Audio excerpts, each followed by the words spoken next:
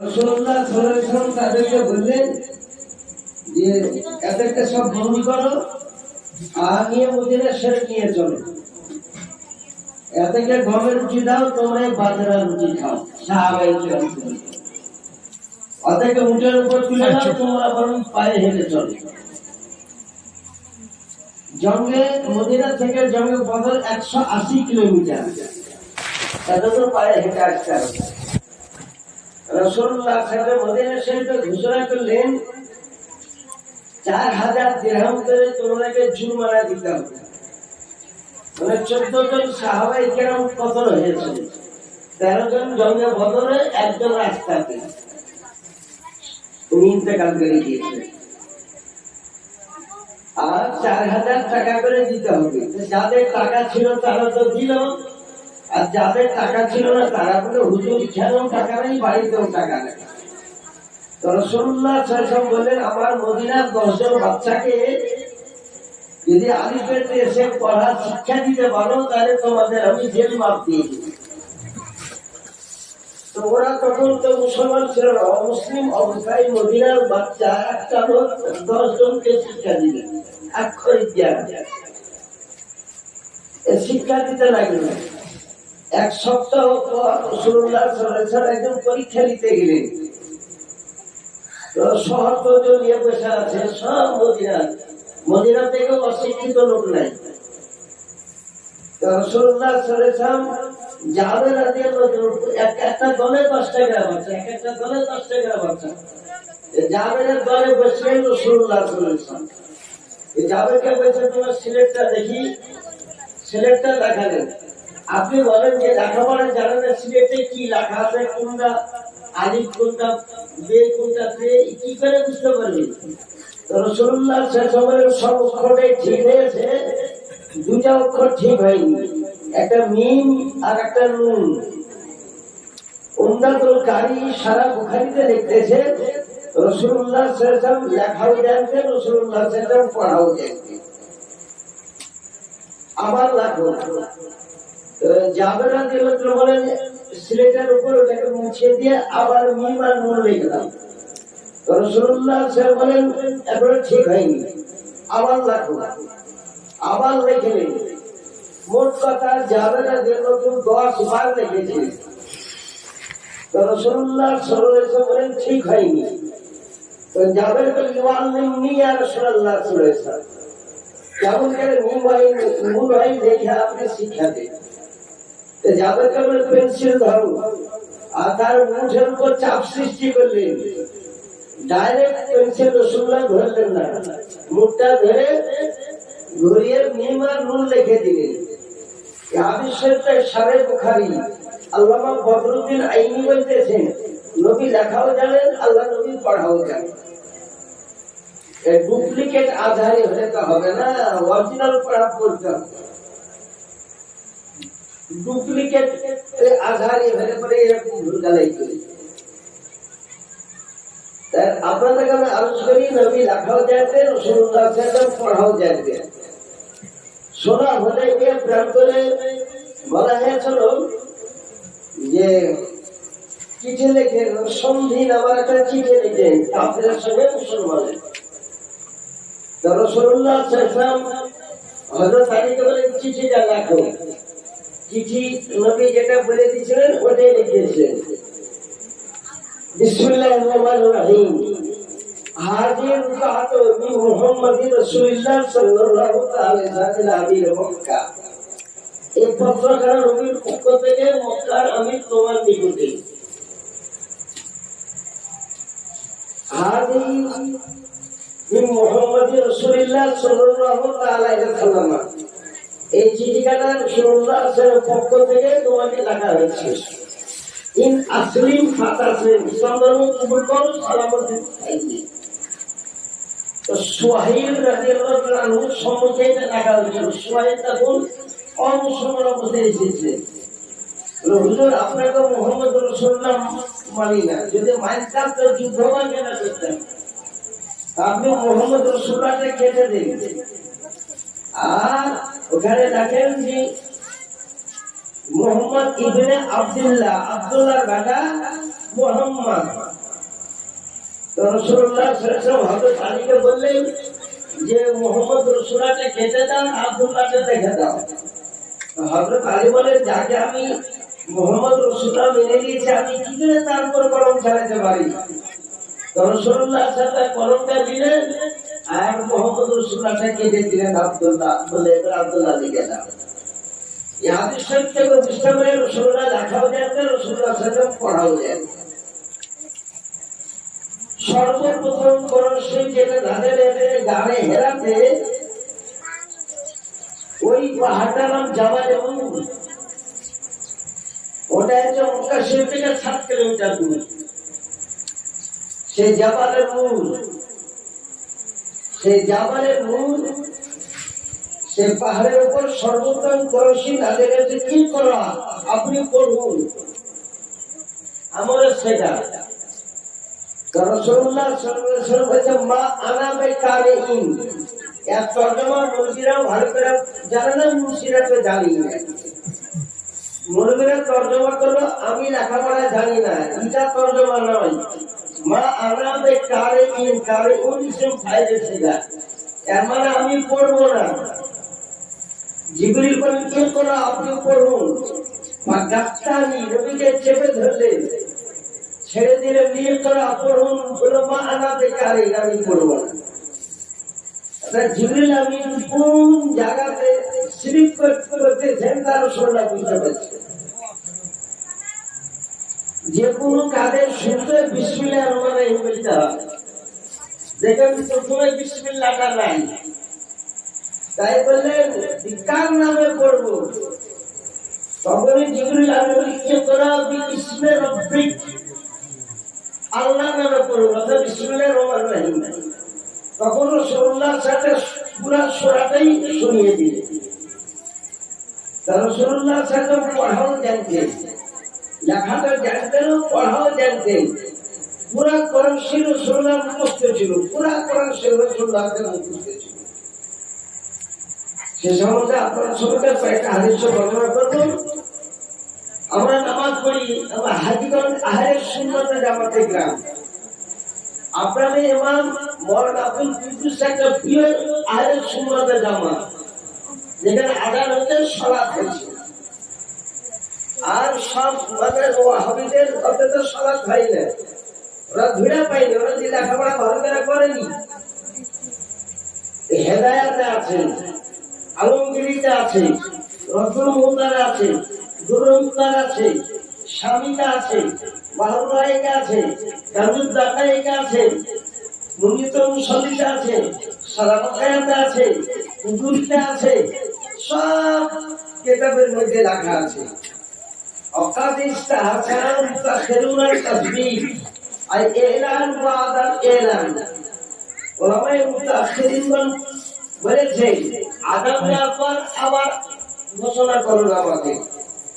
লোকের সৃষ্টি আরম্ভ হয়েছে, সালাত দিলে লোকে বুঝতে পারবে যে আর টাইম বেশি নাই, এখন অন্য কাজে লিপ্ত হলে জামাতটা পাবো না। জামাতটাকে সঠিকভাবে পাওয়ার জন্য এই সালাত, আসসালাতু আসসালামু আলাইকা ইয়া রাসূলুল্লাহ, আসসালাতু আসসালামু আলাইকা নবী আল্লাহ। কিন্তু যারা দুশমনে নবী, এটাকেও তারা মানে না। আজ পর্যন্ত সালাত নবীর যুগ থেকে দিয়ে চলে এসেছি, আর সালাতু খায়রুম মিনান নাওম। বুখারীতে দেখেন এটা আযানের শব্দ নয়, আর সালাতু খায়রুম মিনান নাওম নবীর উপর যখন আযান নিয়ে জিবরিল আমিন নাযিল হলেন, আর সালাতু খায়রুম মিনান নাওম দেখবেন ওই বুখারীতে জায়গাতে লেখা। তা পরবর্তীতে রাসূলুল্লাহ সাল্লাল্লাহু আলাইহি ওয়াসাল্লাম ওটা ভেঙে দিয়েছেন, ওটা একটা সালাত, অর্থাৎ নামাজ নিদ্রা অপেক্ষা উত্তম, তোমরা নামাজে চলে এসো। সে সালাতটা এখনো ফজর ভাড়া দিয়ে দেওবন্দি ওয়াহাবি সুন্নি সবাই যায়। যেমন মাদ্রাসাতে পড়ে তেমনি বুঝিয়ে দেয়। আপনাদের আরজ করি, জিন্দগিতে কোন অন্য ইমামতিতে কোনদিন চলে আসে তো সালাতটা কোনদিন ছাড়বে না। সালাত একটা দুইটা কিতাবে না, 50 খান কিতাবের মধ্যে সালাত আছে। আপনাদের মসজিদে আমি সালাতের শুনতে পেলাম, সালাতু আসসালামু আলাইকা ইয়া রাসূলুল্লাহ মুয়াজ্জিন সাহেব পড়লেন তিনি, আমাদের মৌলানা আব্দুল কুদ্দুস নিশ্চয় শিক্ষা দিয়েছেন, তো শুনিলে ওটা মৌলানা। আর আজানটা বাহিরে দিতে হয়, এখানেও সে বাহিরে হলো। আর এই যে মসজিদ, মসজিদের বাইরে ও ইমামের উঠিতে দেয় নাকি মসজিদের উঠিতে দেয়, যেখানে সেখানে এটা খালি যে মসজিদ। এটা আবু দাউদ শরীফের 155 পৃষ্ঠাতে লেখা আছে। ওয়ান সাইফিন ইয়াজিদ রাদিয়াল্লাহু আনহু ইদা জালাসা রাসূলুল্লাহ সাল্লাল্লাহু আলাইহি ওয়াসাল্লাম আলা মিম্বারে, জুমার দিন যখন রাসূলুল্লাহ সাথে মিম্বারে বসতেন, আযযাল মুয়াজ্জিনুনা বাইনা ইয়াদাইহি আলা বাবিল মসজিদ, তো মুয়াজ্জিন সে আযান দিতেন মসজিদের দরজার বাইরে, খালি যে মসজিদ। আবু দাউদ শরীফ প্রথম খণ্ড 155 পৃষ্ঠাতে আছে। ভিতরে আযানটা, মসজিদের ভিতরে আযানটা মুকুল তাহারিমি, ভিতরে আযানটা মহা পাপের কাজ বুঝলে। 5 ওয়াক্তই বাইরে আযান দিতে হবে, জুমার আযান, সালি আযান, খুতবার আযান সব বাইরে দিতে হবে। এটা কেন হচ্ছে? সুবহানাল্লাহ সুবহানাল্লাহ, কিন্তু নামাজ থেকে নবীর দাম বেশি, রোজার থেকে নবীর দাম বেশি। এটা মুসলিম শরীফের হাদিসে লেখা আছে। একটা কট্টরপন্থী ইহুদি একদিন নবীর কাছে এসে বলছে, হুজুর ইসলাম ধর্মটাই ভালো, ইসলাম ধর্ম কবুল করব, কিন্তু একটা জিনিস আমাকে মাফ দিতে হবে, আর বাদ বাকি ইসলামের সব পালন করব, হজ করব, যাকাত দিব, রোজা রাখবো, দান করব, সাদকা দিব, সব কিছু করবো, একটা জিনিস মাফ দিতে হবে। তাহলে নবী সাল্লাল্লাহু আলাইহি ওয়াসাল্লাম বলেন কি, আগে কলমা পড়ে মুসলমান হও। তো পয়লা সাদা লা ইলাহা ইল্লাল্লাহ সাল্লাল্লাহু মুহাম্মাদুর রাসূলুল্লাহ রাসূল বলে মুসলমান হয়ে গেল। কোনটা মাফ নিবা না? নামাজটাই মাফ দিতে হবে। আপনারা বলেন নামাজ চাই মেয়ে আমাদের এই ফুলপুরের প্রিয়সন একবার দেখেছিল, আসসালাতু মিরাজুল মুমিনিন হাদিসে নাই। আমি তাকাসসুস করে মুক্তি লাইন পড়াই করতে মাসে একদিন দিই। এটা কোন হাদিস আছে? মিরকাতুল মাফাতি কিতাবের মধ্যে লেখা আছে আসসালাতু মিরাজুল মুমিনিন। যখন দেখে দেন তখন ঘাটে নাম করে দিল, বলে মুর্শিদা চ্যালেঞ্জ খুব দিতে পারে, ও পীরেরও মেলা চ্যালেঞ্জ করতে পারে, আমরা পীরগালাকে পড়াই। তোমার পীরকে দিয়েছো যে হেদায়েত তুমি একলাই করতে পারবে, হেদায়েত তুমি তোর কথা মিজান খান পড়াতে পারবে। আল্লাহ হযরত ইমাম আহমদ রাজা খান জরুরি বলেছেন, পীরের জন্য 4টা শর্ত। সুন্নাহ সহিহ আকীদা, আলেম হওয়া, কোরআন হাদিস শরীফ থেকে মশলা বাহির করার ক্ষমতা যাতে রাখে, খেলাফত প্রাপ্ত হওয়া, তার খেলাফতটা নবী পর্যন্ত পৌঁছানো, ফাঁসে গমন না হওয়া, এই 4টা হচ্ছে পীরের শর্ত। ভাই তোমরা জানো না, আসসালাতু মিরাজুল মুমিনিন মিরকাতুল মাফাতি কিতাবে উল্লাহ ইকানি রাহমাতুল্লাহ আলাইহি নেটে লেখাছে, মিশকাতুল ইসরা লেখাছে, তিনি লেখাছে এটা হাদিস শরীফ। তাই হুজুর নামাজে মাফ দিতে হবে, বলে নামাজে মাফ দিবে তো এক কাজ করো, ফজরের টাইমে দুনিয়ার কোনো কাজে নাই, নিম পাড়া ছাড়া, তো ফজরের নামাজটাই পড়ো। বলে ও টাইমে হুজুর আমি উঠতেই পারি না, দোকানদাররা এখানকা মুসলমান দোকানদার গেলা রাত 12টা 11টা হিসাব বিকাশ করে শুবে, তারা 8টা বেজে উঠবে। ওরা মনে করতেছে আমাদের কোথায় নামাজ মা আল্লাহ হাকুমুত তাকাসুর হাত্তা যুরতুল মাকাবির। কবরে যেদিন যাবেন সেদিন তুমি বুঝতে পারবে, যদি ফজর নামাজ পড়তে পারো ওটা মাফ দিতেই হবে। রাসূলুল্লাহ সাল্লাল্লাহু আলাইহি ওয়াসাল্লাম নামাজ মাফ দিলেন, ফজরটা মাফ দিলেন। নামাজ মাফ দেওয়ার নতুন পীর পৃথিবীতে একটাও জন্মগ্রহণ করেনি। বড় পীর সাহেব নামাজ মাফ দিতে পারবে না, খাজা গরিব নামাজ, আলা হযরত ইমাম আহমদ রাজা খান বেরলভী, কোন পীর, কোন মৌলভী, কোন মুফতি, কোন হাফেজ কারি কেউ নামাজ মাপ দিতে পারবে না। আর আল্লাহ নবী যা তোকে ফজরটা মাপ দিয়ে দিলাম, জোহর নামাজটা পড়বা। তো বলছেন হুজুর যারা ফাঁকি নবীর বাগা জ্বালাতে বলুন, চোখ দিয়ে পানি ঝরতে লাগলো। আমি আরো কাছে কাজ করি হুজুর, কুয়া নাই, খুব কুয়া কম, 3 কিলোমিটার দূরে একটা কুয়া আছে, ওই কুয়া 140 হাত তলে পানি, আর বালতিতে পানি আছে 1 মুন। আমাকে ওইটা টেনে তুলতে হয়, আর 40টা খেজুরের গাছ মাঝে ভেজাতে হয়। 3 কিলোমিটার দূর থেকে যেতে হয়, আবার 3 কিলোমিটার দূর থেকে আনতে হয় 40 বালতি। রাস্তাতে কিংবা চুলাতে বসে একটু দম যদি নিই, আরাম যদি নিই, এক এক মিনিটের বদলে আমাকে 1 টাকা দৌড় আমার। তাই হুজুর আমার জোহরের নামাজটা পড়ার উপায় নেই। রাসূলুল্লাহ বলে যা জোহরটা তোকে মাপ দিয়ে দিলাম, আসরটা পড়া যা। এত দেরি করে ছুটি নেই হুজুর, মালিক মুনি আরো দেশের লোকই বেঁধে নিম্ন কত 12 ঘন্টা খাটায়। এদেশের লোক যারা আছেন 12 ঘন্টা খাটাই দিলেন। তো এত দেরি করে ছুটি দেয় যে রাস্তায় আস্তে আস্তে মাগরিব হয়ে যায়, গোসল করার সময় পাই না। আচ্ছা হুজুর আসরের নামাজটা পড়ো, বলে আসরের নামাজে হুজুর পড়া হবে না, দেরি করে ছুটি দেয়। আচ্ছা হুজুর আপনার কথা রাখলাম, ইন্নী লা উসাল্লি ইল্লা সালাতাইন, আমি 2 ওয়াক্ত নামাজ পড়ব, 3 ওয়াক্ত আপনি মাপ দিন, মাগরিব আর ইশা নামাজ এটা পড়ব, আর আপনি ফজর যোহর আসরটা মাপ দিয়ে দেন। বাকাবিরা জানকে নবী সাল্লাল্লাহু আলাইহি ওয়াসাল্লাম কবুল করেন যে আপনি 3 ওয়াক্ত নামাজ কাজা করিস, 2 ওয়াক্ত নামাজ পড়িস। বুঝাগেল নবী হচ্ছেন মালিকের শরিয়াত, শরীয়তের হাকিম, যে আইন দিয়ে দিবেন ওটাই হচ্ছে শরীয়তের আইন। সাহাবায়ে কেরাম কত বড় পরহেজগার ছিলেন, কত বড় মুত্তাকি ছিলেন। আর ওর হাজরামি রহমাতুল্লাহ তিনি বর্ণনা করতেছেন, এটাও অবদান খাসাইতে কুবরা হাদিস শরীফের মধ্যে লেখা আছে। লেখক আল্লামা জালালউদ্দিন সিয়ুতী রহমাতুল্লাহ আলাইহি একবার নবী আমাকে যুদ্ধ করতে প্রেরণ করলেন বাহরাইন, 650 কিলোমিটার দূর।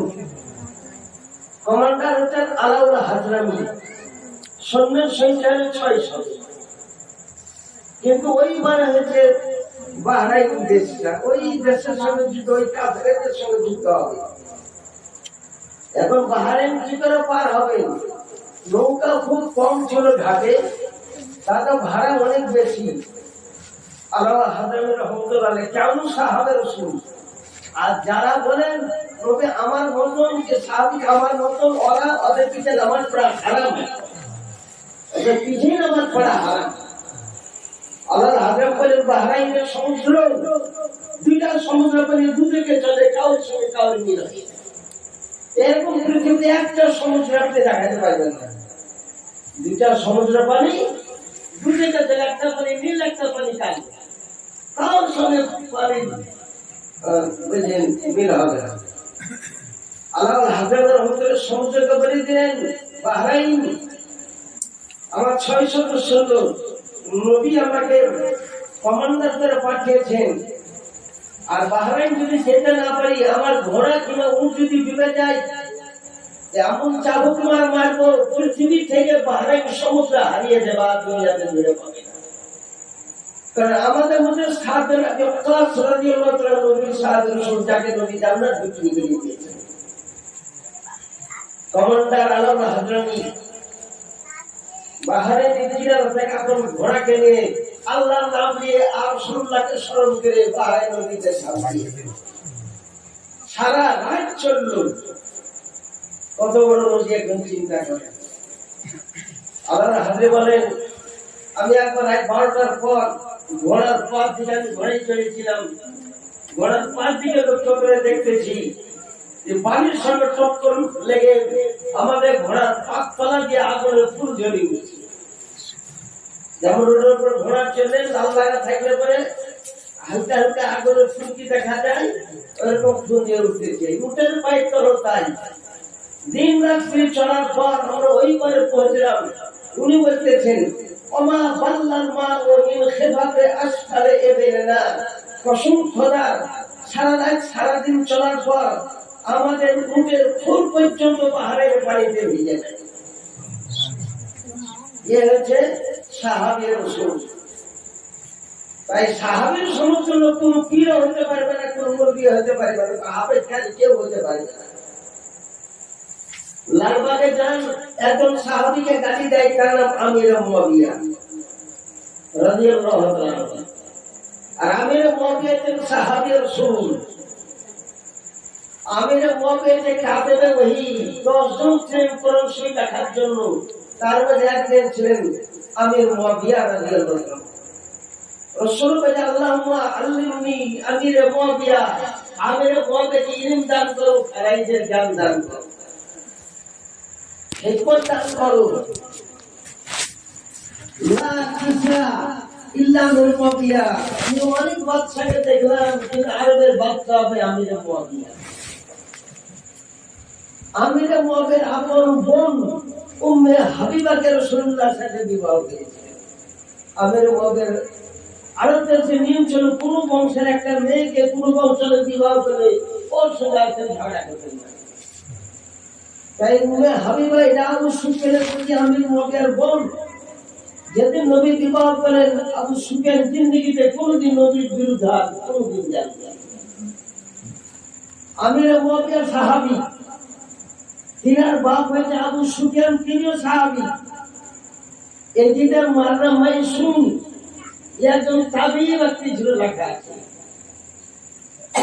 দামেশকি তালাবি বংশের মেয়েটা পরেশগার ছিলেন মাইসুম। আমির মুয়াবিয়ার মার নাম হিন্দা, সেও হচ্ছে সাহাবী। 8ম হিজরিতে মক্কা বিজয়ের টাইমে তিনি ইসলাম ধর্ম কবুল করেছেন। গালি দেয়, আমির মুয়াবিয়াকে গালি দেয়। হাদিসে লেখা আছে আমির মুয়াবিয়াকে যে গালি দিবে, কানপুর মিন কেলাবিন না, সে হচ্ছে জাহান্নামের কুত্তা, জাহান্নামের কুকুর সে। আমির মুয়াবিয়াকে আপনাদেরকে আরজ করি, মুহররম পালন করুন, জায়েজ আছে, কিন্তু মুহররমে ঢোল বাজাতে না, মুহররমে লাঠি খেলা চলবে না, মুহররমে জারি করা চলবে না। মুহররমের টাইমে ওই কাছের ছাড়ছে, কাছের ছাড়া চলবে না। এগুলো সব আগুনের উপর চলে, লাল বাজে আগুনের উপর হাঁটা হারাম। 10 খান 15 খান করে একদম তীরের মতন হাই হোসেন বলে পিঠে মারে, ক্ষতবিক্ষত হয়। আপন শরীরকে ক্ষতবিক্ষত করা হারাম, ওরকম করা চলবে না, হারাম। এরা শিয়া এবং রাজ্যেরা করে।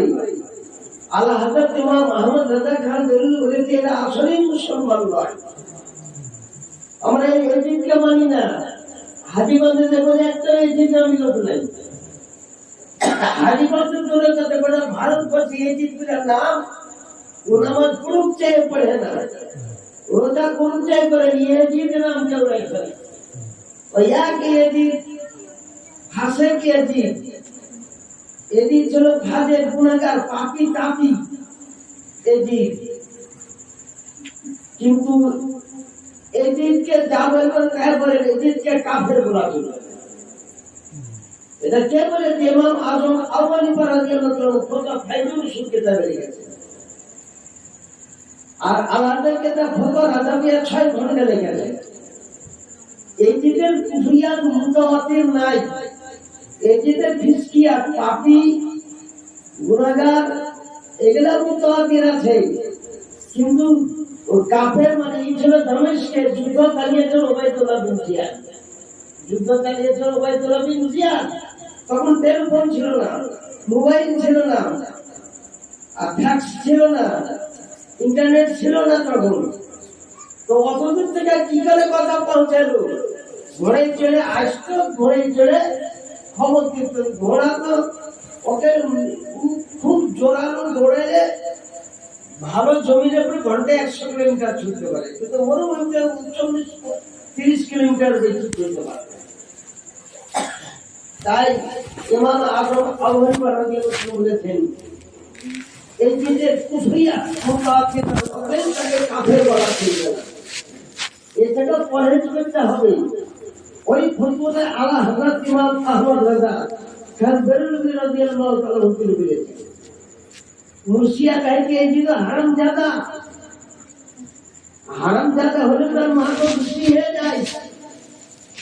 তার মার নাম শুনে তো তাবিঈ ব্যক্তি ছিলেন, একজন তাবিঈ ব্যক্তি সাজবিল কালামী বংশের মেয়েটা, এই হালালের সন্তানই ছিল। আর কাজ খারাপ হতে পারে সেটা আলাদা কথা। তাই ওই ধরনের মুর্শিয়া গাহা চলবে না, ওই ধরনের মুর্শিয়া গাহা চলবে না। আমার রাসূলুল্লাহ সাল্লাল্লাহু আলাইহি ওয়াসাল্লাম আলেমের গায়েব ইলমে গায়েবের খবর দিতে পারেন রাসূলুল্লাহ সাল্লাল্লাহু আলাইহি ওয়াসাল্লাম। সমস্ত নবীগণই গায়েবের খবর জানে না। ইউসুফ পয়গম্বর হারিয়ে গিয়েছিল, তো ইয়াকুব আলাইহিস সালাম তিনি বলেছিলেন যে আমি ইউসুফের খুশবু পাচ্ছি এখন। পোতারা তখন ৮০ বছর কম বয়সী বয়স, পোতারা বলেছিল বয়স বেশি হয়েছে তুফানের গুণ, অর্থাৎ বয়স বেশি হওয়ার কারণ ভুল হচ্ছে। নবীগণ নিজেকে তো ভুল কথা বলেন না, নবীগণ মিথ্যা কথা বলেন না। আমার নবীগণ একটা ভুল কিংবা ত্রুটি আজ পর্যন্ত কেউ দেখাতে পারবেন না। মিশকাত শরীফে একটা বাপ বেঁধেছে, বাপ হচ্ছে ইতিসাব। নবীগণ ভুল চুপ থেকে মাসুম। বলে নীল আজব রিহা ইউসুফ, তখন কম বেশি ৮০ বছর বয়স, আমি ইউসুফের খুশবু পাচ্ছি। অর্থাৎ ইউসুফ যে আমার চিন্তা আছে ঘটনা গ্যারান্টি দিতেছে, ইউসুফ মারেনি। অবশ্যই ইউসুফকে মেরেছিল ভাইরা, এর মধ্যে ৮টা ভাই মেরেছে। ভাই ছিল 11টা, অর্থাৎ বানিয়ামিন যায়নি, এ ছোট ছিল। বানিয়ামিন বলে ইউসুফের আপন ভাই, এ ছোট ছিল। আর বড় ভাই না হুদা, এ মানেনি।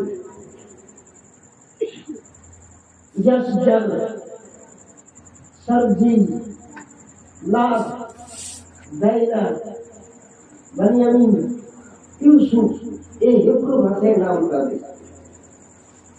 তো ইউসুফকে নিয়ে গিয়েছিল আপন পিতাকে, কিছু ভুল বুঝিয়ে দিয়েছিল। আমরা জঙ্গলে যাই, জঙ্গলে খাওয়া পাই, আনন্দ করবো ইউসুফের জন্য আনা হয় না। আপনি আপনার একদিন ইউসুফকে প্রেরণ করুন।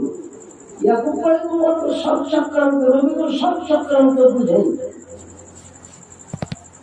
তাই হুকুম দিয়েছিলেন। তখন ইউসুফের বয়স মাত্র 11 বছর ছিল। স্কুলে তুলে নিয়ে গিয়েছিল কেনারের জঙ্গলে। এই জঙ্গলে নিয়ে গিয়ে আছাড় মেরে ফেলিয়ে দিয়ে পাতা কি আঁকা স্বপ্ন দেখেছ তুমি বাদশাহ হবে, তোমার ভাইরা তোমার পায়ে সেজদা করবে। ইন্নী রাআইতু আহাদা আশারা কাওকাবান ওয়া শামসা ওয়াল কমারা রাআইতু মিন সাজিদিন। সূরা ইউসুফ। আমি 11টা তারাকে দেখছি, একটা সূর্যকে, একটা চাঁদকে দেখতেছি, আমাকে সেজদা করতেছে। বাপে বলেছিল যে না তাক শুরু একা আলাই ইখওয়াকে দেখা কি দুলাকা কাইদা ইন্নাশ শাইতানা লিল ইনসানি আদুউম মুবিন। এই ঘটনা কাউকে বলো না, কিন্তু সব ভাইদের দেওয়া হয়ে গেছিল। একটা ওর ভাইয়ের বিবি একজন রাত 12টার টাইমে ইউসুফ পয়গম্বরকে দেখতেছিলেন, কাউকে কথা জানায় না। একটা ওই ভাবির মধ্যে কোন একটা হয়েছিল, কথাটা শুনে বলেছে আর জানো ইউসুফ হবে বাচ্চা, তোমরা হবে গোলাম। তাই ইউসুফকে মারার জন্যই নিয়ে গিয়েছিল। ওটাও কোরআন শরীফ লেখা আছে, চাবুক মেরেছিল। তাই এই হুদা বলেছিল ইউসুফকে কতল করিও না। ইউসুফকে মারিও না। আজকাল বড় ভাই তো সম্মানই জানে না, ছোট ভাইরা বড় ভাইয়ের সম্মান জানে না ভালো মতো, কিন্তু ওইখানেও কেউ তার বড় ভাই নাম ইয়াহুদা বলেছে না তাকতুল ইউসুফা ওয়ান্তুহু বিগায়াবাতিল জুব্বে ইয়ান্তাকিহু বা'দুস সাইয়ারাত ইন কুনতুম ফাইলিন। ইউসুফকে মারিও না, কতল করিও না। বাধ্য হয়ে বাচ্চাবার জন্য বলেছিল ওয়ান্তুহু বিগায়াবাতিল জুব্বে, কেন তোমাকে নিক্ষেপ করে দাও, কেনারে কুয়াতে নিক্ষেপ করে তো বাচ্চা তো ভাইকে কেউ ছেড়ে ছেড়ে দিয়ে যাবে, আর জীবনে কোনোদিন তোমাদের বাড়িতে আসবে না। তাই তারা পালন করেছিল, হস্তপদ বন্ধন করে হযরত ইউসুফ আলাইহিস সালামকে। ইউসুফ মানে আশা পাথা শব্দ দুনিয়াতে কয়েকটা নবী যত কান্না কেটেছে দুনিয়ার কোন নবী কাঁদে না। একটা কেঁদেছিল ইউসুফ পয়গম্বর, একটা কেঁদেছিলেন আইয়ুব পয়গম্বর, একটা ঈসা আলাইহিস সালাম, আর একটা ইউনুস আলাইহিস সালাম। এনারা খুব কান্না কেঁদেছিলেন যে বাচ্চার পেটে ইউনুসকে হজম করে। তাই ইউসুফের মানে আফসোস, আশাভা থেকে শব্দ এসেছে। তাই হযরত ইউসুফ আলাইহিস সালামের হস্তপদ বন্ধন করে কেনেলের কুয়ায় নিক্ষেপ করে বলে সম্মুখতা সাহসকে বইটা কেটে দিয়েছে। 140 হাত পরে পানি। আল্লাহ রাব্বুল আলামিন বলেছিলেন ইউসুফকে এই বড় বড় কুয়া, গ্রানিটের কুয়া ছিল না, পাথরের কুয়া ছিল, কুয়াতে শরীরটা ছেড়ে গেলে চামড়া উড়ে ছিঁড়ে যাবে, ইউসুফ নবী কাঁদবে। তো যা তখন সাদরাতুল মুনতাহাতে জিবরিল আমিন যাও কাছে ইউসুফকে ধরে নাও। জিবরিল আমিন বলেন সেই দিন আমি 300 জোড়া পাখা সাত করে নি, 300 জোড়া পাখা সাত করার পৃথিবীতে আমার কোনো জায়গা নেই। এক জোড়া পাখা সাত করে দিয়ে 3-4 হাত করে পড়েছিল, দড়ি কাটার পর আমি ইউসুফকে ধরে দিয়েছিলাম। পাতাল থেকে পাথর টেনে তার উপরে বসিয়েছিলাম, জান্নাতের খাবার এনে দিয়েছিলাম। ইউসুফ আলাইহিস সালাম 3 দিন কুয়াতে ছিলেন। ইউসুফকে যদি জিজ্ঞাসা করা যায় জান্নাতে 1000 বছর রাখার পর সবচেয়ে খুশির দিন তোমার কোন দিন ছিল? সবচেয়ে খুশির দিন ছিল কেনানের কুয়াতে 3 দিন। 1000 বছর জান্নাতে থাকার পর অতটা খুশি পাইনি যতটা কেনানের কুয়াতে। কারণ মিনিটে মিনিটে জিবরিল আমার কাছে আসছে, মিকাইল আমার কাছে আসছে, মিনিটে মিনিটে আমার খোঁজ খবর নেওয়া হতো। আমাকে জান্নাত ওইখানে তৈরি করে দেওয়া হয়েছিল। এটা ইউসুফ আলাইহিস সালাম নিজেই তিনি বলেছেন। ইউসুফ আলাইহিস সালাম কেনানের কুয়াতে রাত 12টার টাইমে তো ভাইয়েরা বলে আজ রাত্রিটা বাড়ি যাবো না, আজ রাত্রিতে গেলে আব্বাজি সন্দেহ করে গেবে, তাই জঙ্গলে কাটিয়েছিল।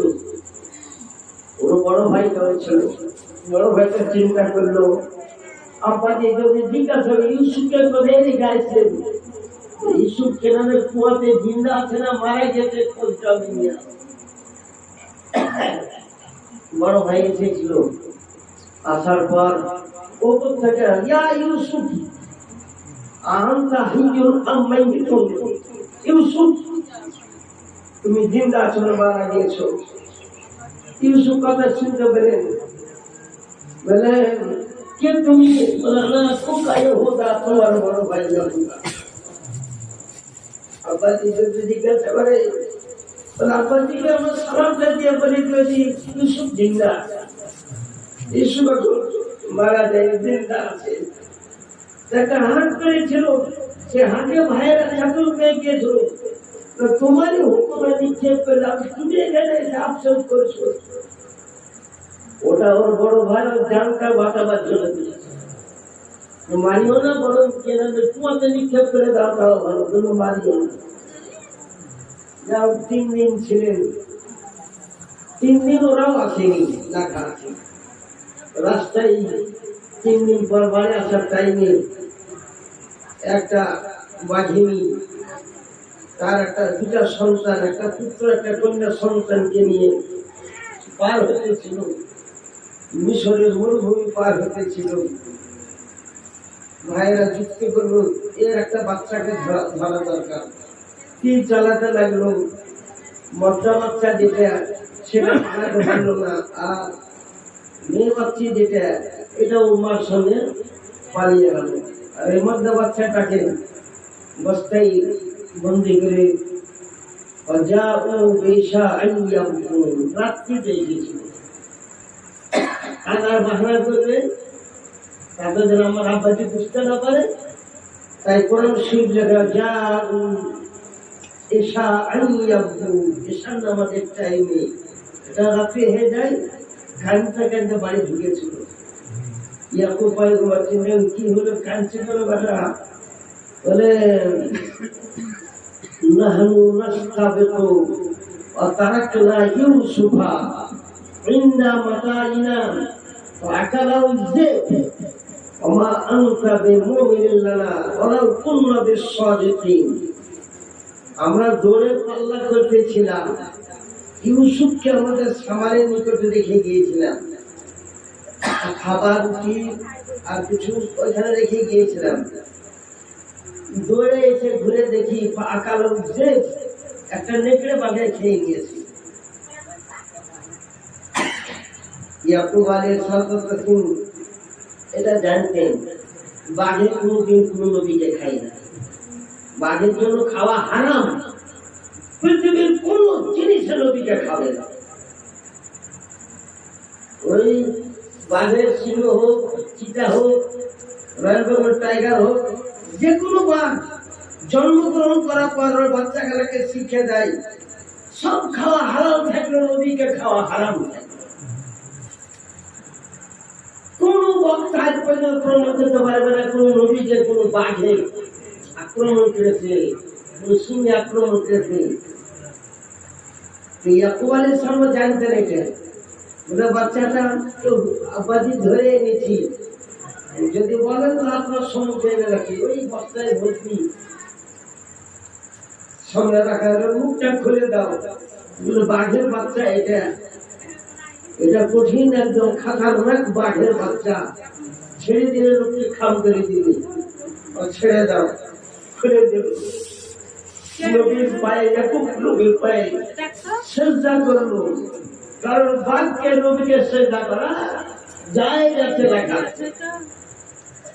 মিশকাতে হাদিস লেখা ৫,০০০ নবীকে পাগল সিজদা করে, বৃক্ষলতা পাথর সিজদা করে, পাহাড়েও সিজদা করে।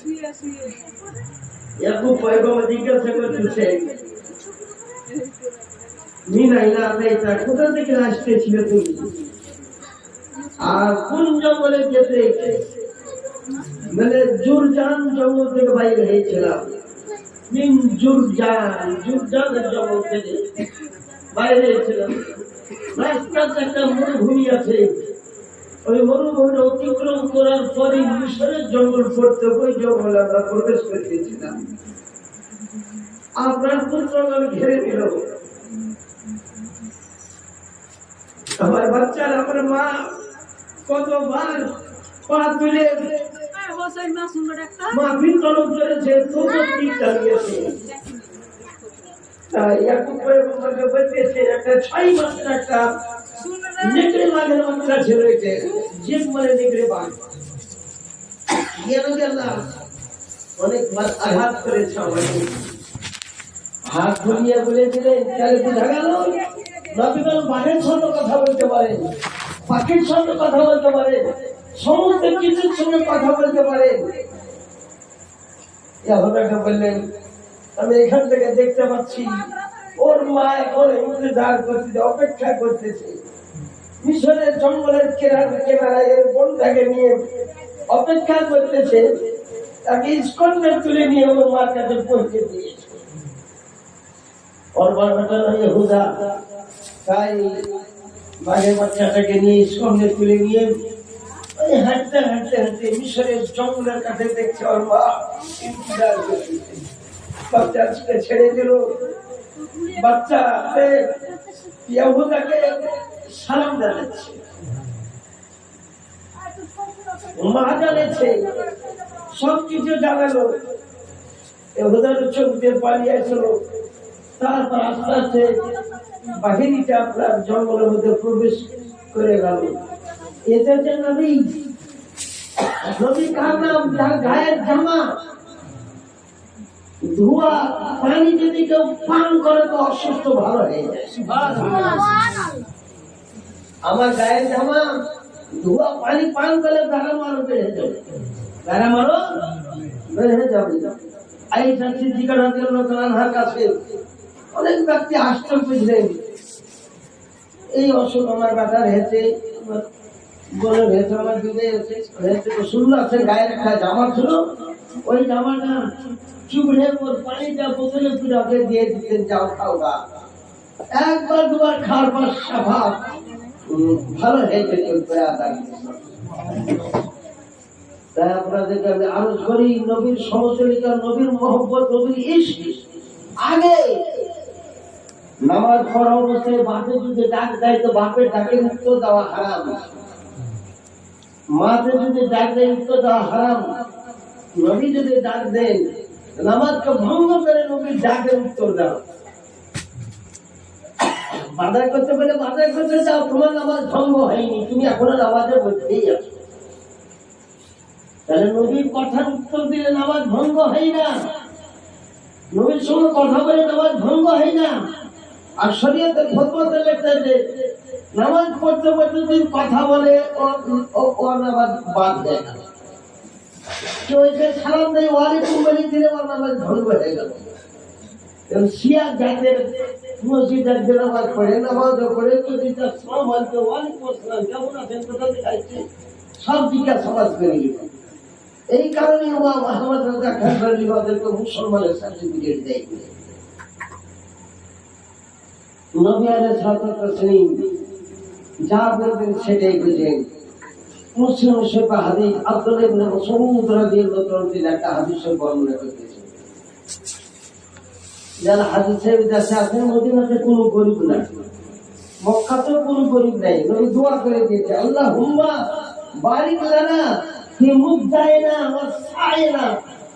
মদিনা আর মক্কার সাথে আর মুদ কাঠাতে ধামাতে বরকত দাও, খুশিতে বরকত দাও। মদিনাতে একটাও গরিব ধরে পাবে না, মক্কাতে পাবে না, মদিনাতে পাবে না। আমেরিকাতে যদি 160 তলা বিল্ডিং থাকে তো দুবাই 161 তলা বিল্ডিং। ওদের যদি কয়েকটা সোনার গাড়ি থাকে, দুবাই আল মাকতুম মসজিদে 40 খান সোনার গাড়ি।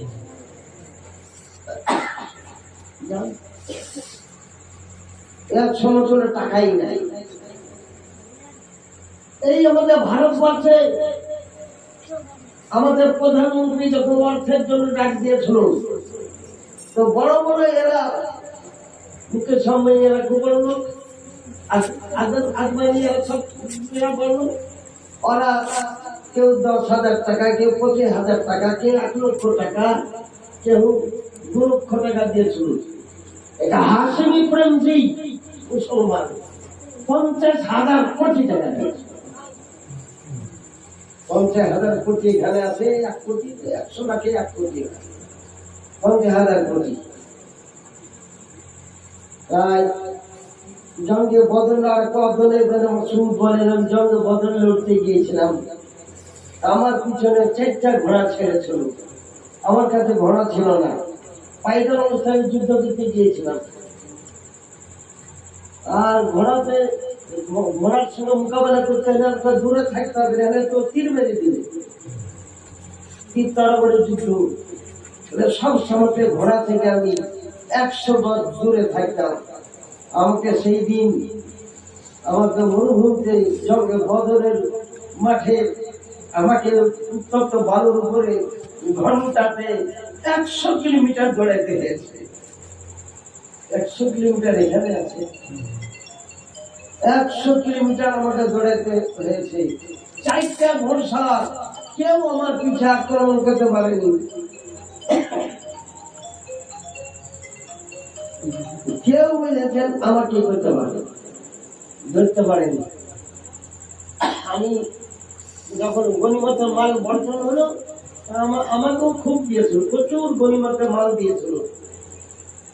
আমি বাইরে আসার পর গরিব ছিলাম, আমি একটা 2তলা বাড়ি করলাম, 2তলা একটা বিল্ডিং করলাম, সিঁড়ি মিড়ি সব পাথরের তৈরি, গেট মেট সব তৈরি করলাম।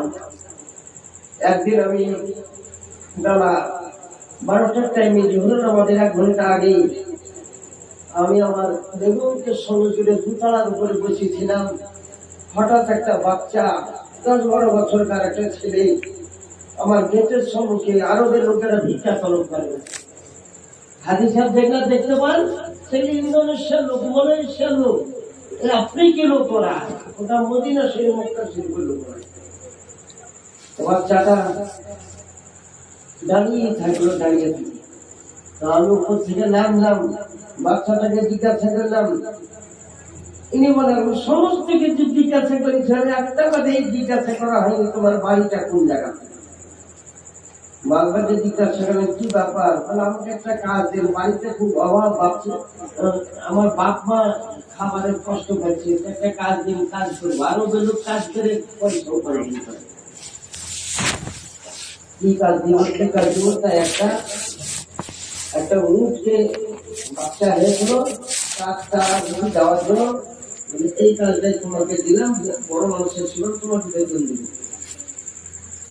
7 দিন পর আব্দুল ইবনে মাসউদ তিনি বলেন, আমি আসছি, মাঠের দিক থেকে আসছি, দেখছি আমার এই চাকরটা কয়েকটা পাথর নিয়ে, অল্প বয়স্ক বুঝলেন, আপন মানে নাইনের পাশে খেলা করতেছিল পাথর নিয়ে। আর নাইন সাথে চালা গুছিয়েছিল, মুখ উপর দিকে মুখ করে দাঁড়িয়েছিল।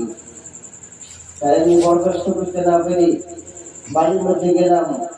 আমার বিবি রাসূলুল্লাহ সাহাবী, আমার বিবিও বুঝতে পারেনি, মনের উদ্দেশ্যটি মনের কাইফিয়ত বুঝতে পারেনি যে চাবুকটা নিয়ে জঙ্গে বদরে যুদ্ধ করতে গেছিল, সেই দোররাটাই ধরলো, সেই চাবুকটা নিয়ে একজন বাচ্চা আপন মনে খেলা করতেছিল, এত জোরে মারলো, পিঠের চামড়া উড়িয়েছিল, বাচ্চাটা এক চাবুক খাওয়ার পর জমিতে পড়ে গেল। আমাকে হাদিসে লেখা আছে, অপরাধীদের গোড়া মারতে মারতে যদি পড়ে যায়, জমিনে তো আর গোড়া মারা চলে। এটা আমাদের শরীয়তের ফতোয়া। না মুরলে ফতোয়া জানে না, মাথা বড় ফতোয়া জানে, রাগের চোখে তোল হাতে আবাদ দিয়েছে। কিন্তু আমাদের আইনে লেখা আছে, যদি গোড়া মারতে মারতে জমিনে পড়ে যায়, তো কাজ গোড়া মারা চলে না। যতদিন টাইম দিলে অতদিন টাইম দিতে হবে। 1 মাস লেখ, 2 মাস লেখ, 1 বছর টাইম রাখো, সুস্থ যেদিন হবে সেদিন তুমি আবার দৌড়া মারো, বাকি দৌড়া দিলা। গোড়া থেকে ঘুরিয়ে আর ওই সমস্ত মারতে পারবে না। তারপরে জমিয়ে পড়ে গেল। ছেলেটা কি বলেছিল, ওটাই আলা হযরত ইমাম আহমদ রাদিয়াল্লাহু আল আমরু ওয়াল কুরা হাদিস শরীফের মধ্যে বর্ণনা করেছেন। এই বলেছিল আউযু বিল্লাহ, আল্লাহর দরবারে পানাহ তলব করতে যে আল্লাহর রাস্তায় তুমি আমাকে মাফ দাও। মালিককে বলতেছে, মালিককে আল্লাহর দরবারে ক্ষমা প্রার্থী, আল্লাহর রাস্তায় তুমি মাফ দাও, আল্লাহ দোহাই দিয়েছে তুমি আমাকে মাফ দাও, আর মারিও না। সোমবার দাঁড়াবা, তারপরে একটা চালু করেছে। ছেলেটা কি বললো, আউযু বিরাসূলিল্লাহি সাল্লাল্লাহু আলাইহি ওয়াসাল্লাম, রাসূলুল্লাহ দোহাই দিতেছি তুমি আর মারিও না, ছেড়ে দাও।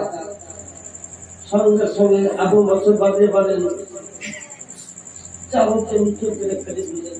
বাচ্চাটা কোন দেশে সংখ্যা, আমার রাসূলুল্লাহ দোহাই দিতেছে,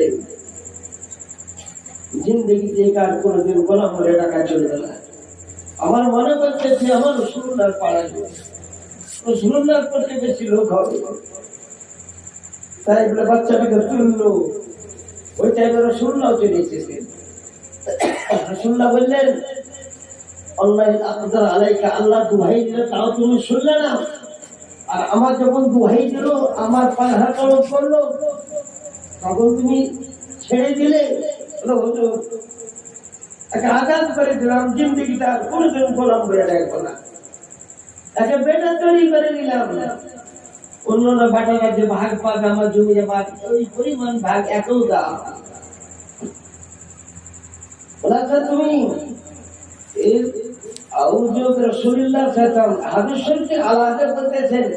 আল্লাহ পাহাড় তরফ, আল্লাহর কাছে সাহায্য তরফ করা যায়, নবীর কাছেও সাহায্য তরফ করা যায়, ওলি আল্লাহর কাছেও সাহায্য তরফ করা যায়, খাজা গরিবের মাজারেও সাহায্য তরফ করা যায়, বংশাদেবের মাজার থেকে আল্লাহের মাজারে সাহায্য তরফ করা যায়। আল্লাহুম্মা সাল্লি আলা সাইয়্যিদিনা মাওলানা মুহাম্মদ ওয়া আলা আলি সাইয়্যিদিনা মাওলানা মুহাম্মদ সাল্লি আলা محمد صل على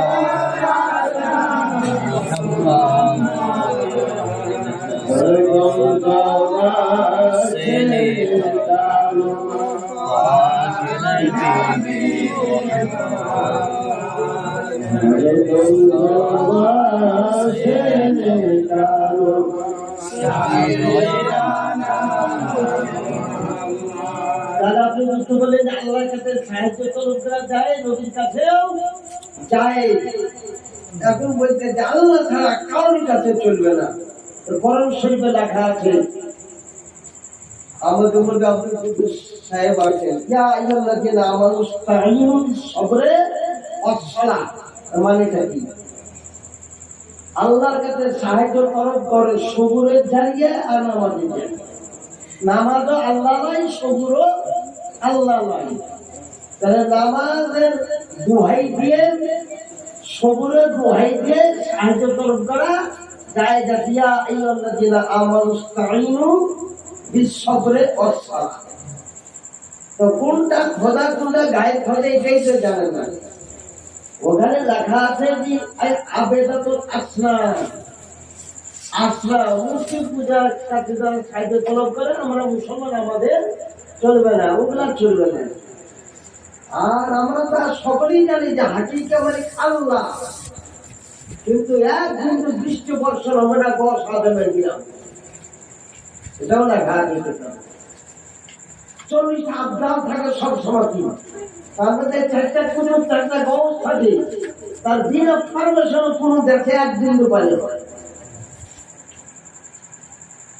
ওই লেখা আছে আল আমন ওয়াল উলা কিতাবের মধ্যে লিখেছেন ইমাম আহমদ রাজা খান রাদিয়াল্লাহু তাআলা।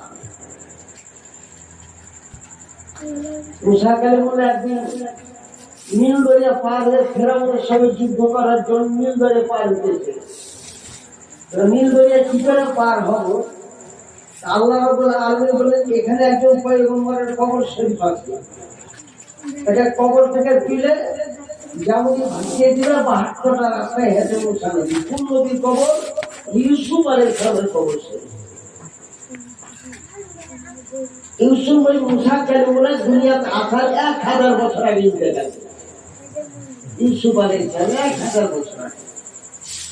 আর ইউসুফ আলাইহিস সালামের কবর, আল্লাহ ইউসুফ নবীর কবর কোথায় আছে বলে জিজ্ঞাসা করো, তোমার দল বলতে বেলা মেয়ে ছেলে আছে, মানে ছেলে আছে। ও যদি বলে যে বলে তো যা চাইবে তাই তোমাকে দিতে হবে। তো ঘোষণা করে দিলেন, ইউসুফ নবীর কবরটা দেখে দাও, সালমা আসালাকুম, চাও যা চাইবে তাই দিয়ে। বেটা ছেলেরা বলল কি ইউসুফ নবীর কবর কোন জায়গাতে আছে? হুজুর আমরা জানি না। একটা মেয়ে ছেলে বলে আমি দেখিয়ে দিতে পারি। তা আপনি বললেন যে যা চাইবা তাই দিয়ে দিব, তো আপনি এটা ওয়াদা করুন, আমি ইউসুফ নবীর কবর দেখিয়ে দিচ্ছি। বলে সাল্লি মা আসআলুকা, চাও যা চাইবে তাই দিয়ে। আগে ওয়াদাটা করেন, তারপর আপনাকে দেখিয়ে দিচ্ছি। বলো কি চাইবে? চাও, সাল চাও। বলে আপনাকে বিবাহ করতে চাই। ইউসুফ হযরত মুসাকে মানে বললেন, আমি একজন পয়গম্বরের বেটিকে বিবাহ করেছি, নাম তার সবুরা খাতুন, শোয়েব পয়গম্বরের কন্যা, শোয়েব পয়গম্বরের কন্যা সবুরা খাতুন।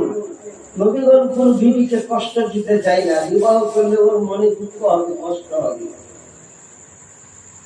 আমি কষ্ট দিতে চাই না। এটা বাদ দিয়ে যেটা চাইবে সেটা, আর ওটাও দিতে পারবেন, কিন্তু এটা বাদ দিয়ে একটা নবীর বেটিকে কষ্ট দিব না। আল্লাহ রাব্বুল আলামিনের মুসানবী কবুল করে নাও, আজ বিবাহ না করবে কি হবে, জান্নাতুল ফেরদাউস। তাই বললেন যে যা ওয়াদা করলাম, জান্নাতুল ফেরদাউস একটা হুরিতে তৈরি করেছে।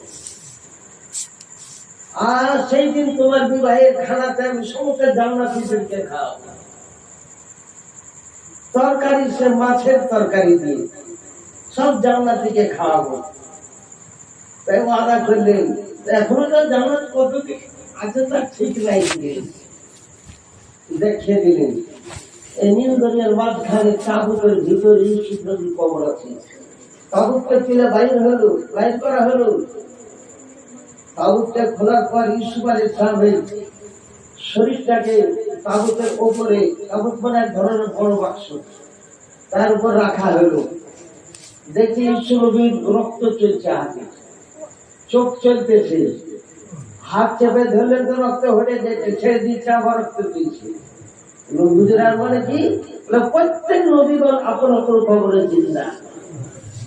আদম থেকে যত নবী এসেছে, যত রাসূল এসেছে, সমস্ত নবী ও রাসূল একজন কবরে জিন্দা। এটা মিশকাত শরীফে 121 পৃষ্ঠাতে আছে। ওয়ান আবি দারদা রাদিয়াল্লাহু তাআলা আনহু قال رسول الله صلى الله عليه وسلم ان الله حرم على الارض ان تاكل الانبياء ولله يرزقون।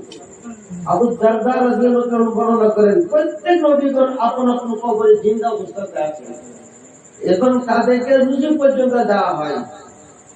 এটা সারা খুনা আজকে বাড়িতে মিলাদ শরীফ চলছে, কটা বেড়া ছেড়া আছে, কটা মেয়ে ছেড়া আছে, এটা রাসূলুল্লাহ সাল্লাল্লাহু আলাইহি ওয়াসাল্লাম মদিনা কবর দেখতে পান, মহব্বতের দুরূদ শরীফ পাঠ করলে উপস্থিত হয়ে যান রাসূলুল্লাহ সাল্লাল্লাহু আলাইহি ওয়াসাল্লাম, ডাইরেক্ট তিনি শুনতে পান।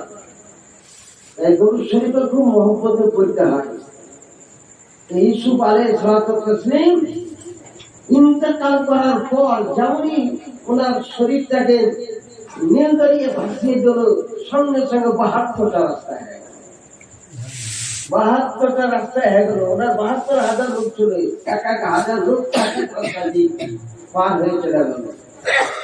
এটা আপনার ঠিক জানালেন মধ্যে লেখা আছে। তাই এই দেবাকে মিলাদ আমি করতেছি, ওরা বলছেন যে মিলাদের বাড়ি খাওয়া চলে না।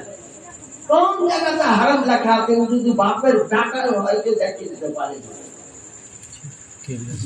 3 দিনকার দিনে যে মিলাদটা হয়, 4 দিনকার দিন, ওই মিলাদটা আসলে গরিবের, ওটা গরিবের হক বুঝে।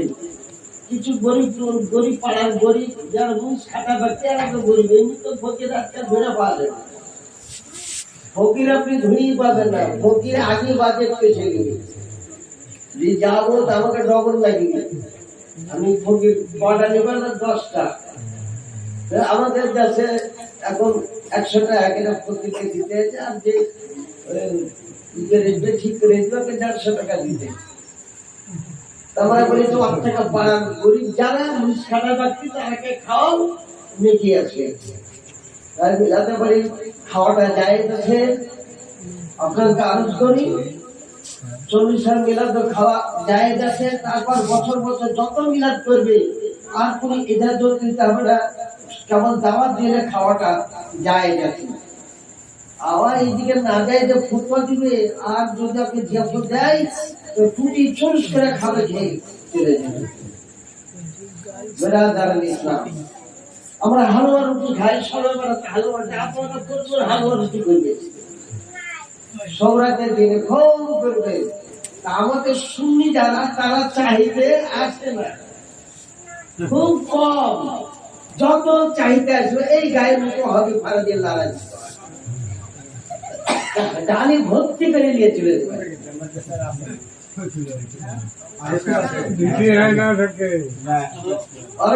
এমনি নিয়ে চলে যাবে। আমাদের দিকে এখন আসে এখন আগে তো কম লোকে করতো, এখন প্রত্যেক বাড়ি কিছু করতে লেগেছে।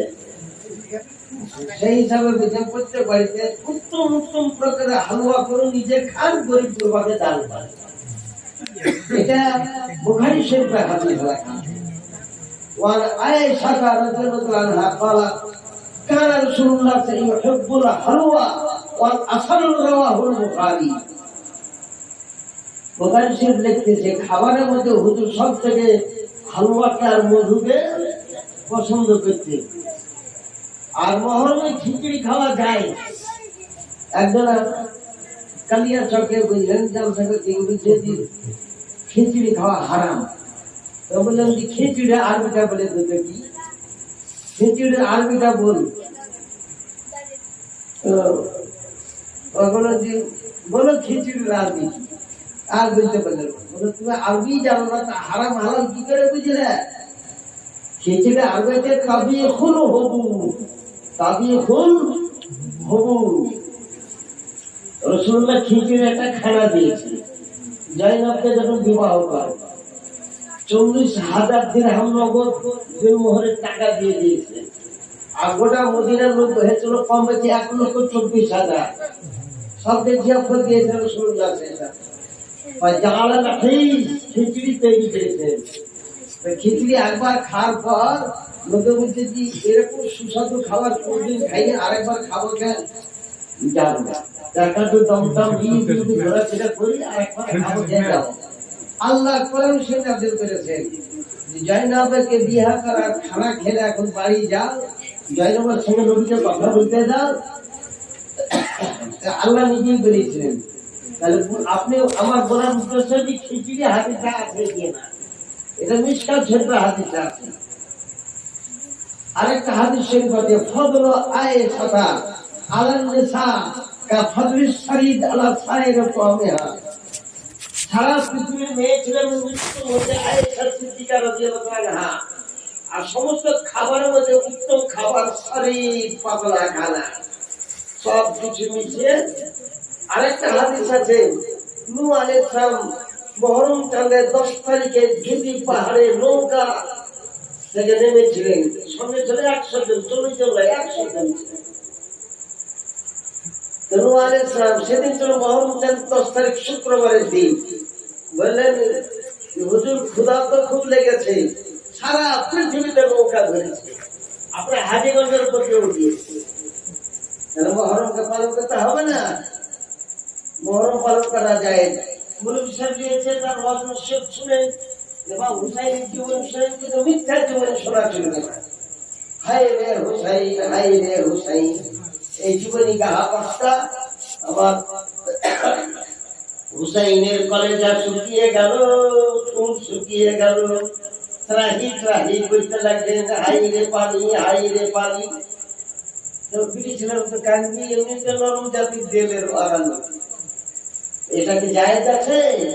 আমার হুসাইনের কলেজা শুকিয়ে গেল, ঠোঁট শুকিয়ে গেল, ত্রাহি ত্রাহি করতে লাগলেন, হাই রে পানি, হাই রে ফোরাতের মিষ্টি পানি। শিয়াল করে সব পান করলো, হুসাইন পেল না।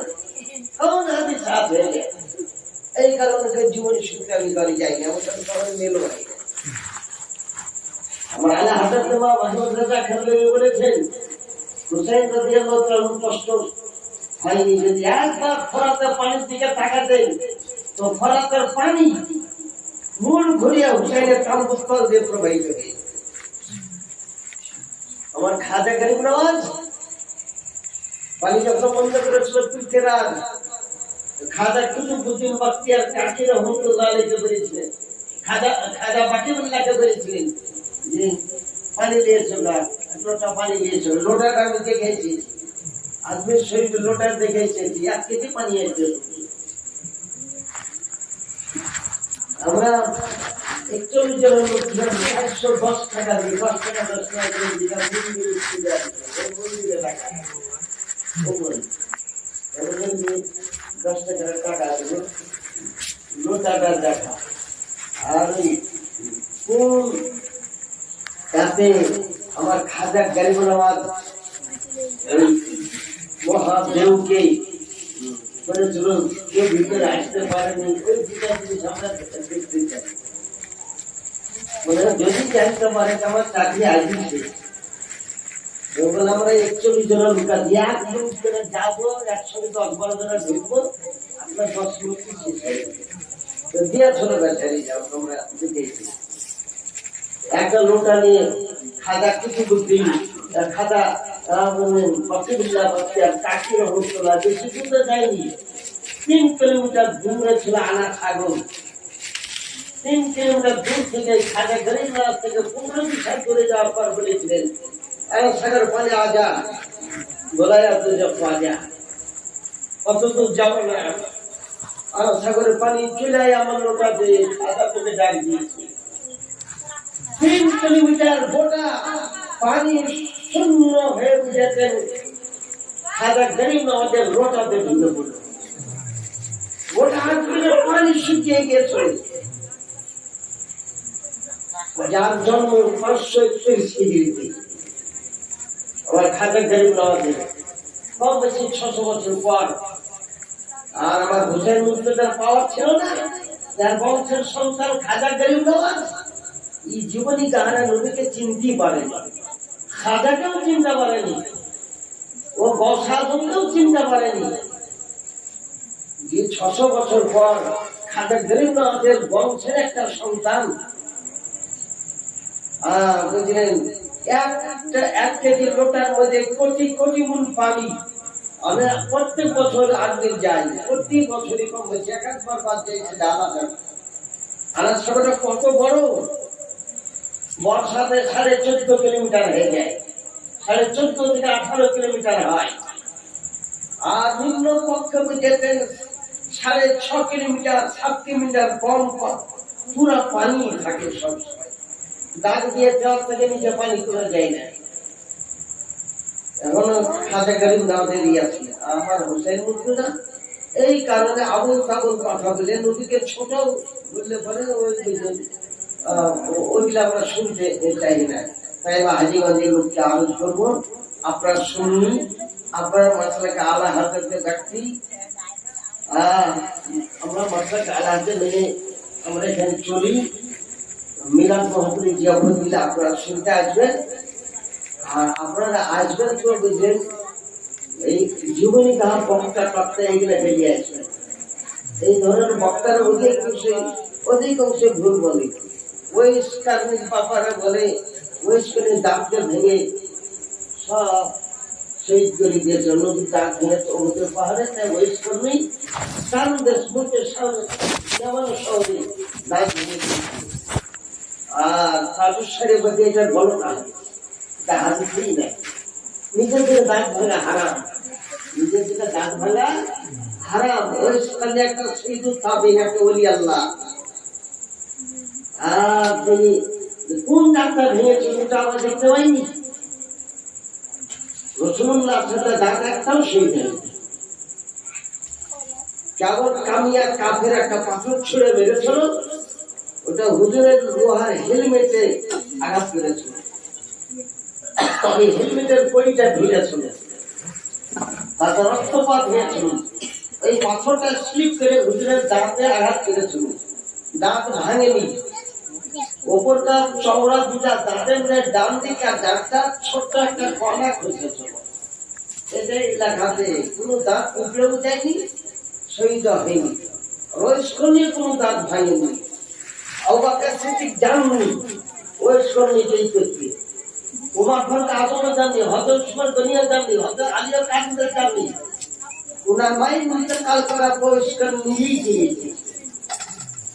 আবু বকর সিদ্দিক রাদিয়াল্লাহু তাআলা জামানাতে আবু বকর সিদ্দিক বেটি আয়েশা সিদ্দিকা জনবের একটা গায়ে জামা ছিল, সেই জামাটা পরিয়ে দিয়েছিলেন ওই স্বামী, আর দোয়া করতে বলেছিলেন। জামাটা উনি 1 মিনিট মাত্র করেছিলেন।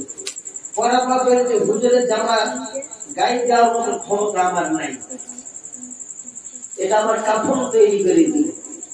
তাই ফেলে রেখে দিয়েছিলেন, বুঝলেন। এটাই ঘটনা। এই ঘটনাটাই তাজুস শরিয়াত বুঝেছেন কেতাবের মধ্যে এটা লেখা আছে। আর বলছে এক ছিল পাগলা ওয়েস্কনি নাম, আর এক ছিল পাগলা ওয়েস্কনিকা পাগলা বলা চলে? এই সমস্ত গান চাইছে সব। কোন সাহাবিকা পাগলা বলা চিনতে? ইনি তো অনেক সাহাবিকে দেখেছেন, ইনি তাবি। আপনি শুনেন, যাদের কাছে মোবাইল আছে। আবার এখন কিছু তালবিলি মেরে শুনবি তালবিলি গাইতেছে যে নবী আমার এখানে রয়েছে, মেস্টার আছেন হালিমারো ভাই। নবী আমার এখানে রয়েছে, মেস্টার আছেন হালিমারো ভাই। এসব মিথ্যা কাহানি একদম। রোগ সৃষ্টি করা দরকার। এটা কোন হাদিসে নাই। নবীকে রাখার করা হারাম। কারণ শিল্প দেখাতে না, তার কোন রায় না, প্রয়োজন না। নবীকে তুমি রায়না বলিও না, রায়না মানে মুখে রাখার বলা হয়, রায়না বলা হারাম, কুনসুন্নাহ শব্দ বলিও। এই সমস্ত। তাই আমাকে জনাব আব্দুল কুদ্দুস সাহেব আপনাদের এখানে কম বেশি 47 বছর ধরে আপনাদের দীর্ঘ কেউ একটা মসজিদ ঠিকানা হাজীগঞ্জের মুসলমান, আমার আহলে সুন্নাত ওয়াল জামাত মাসলাক আল হাদিস ব্যক্তি আমাকে দাওয়াত দিয়ে বলেছিল হঠাৎ আজকের দিনে, আজকের দিন খালি আছে। ঠিক আছে,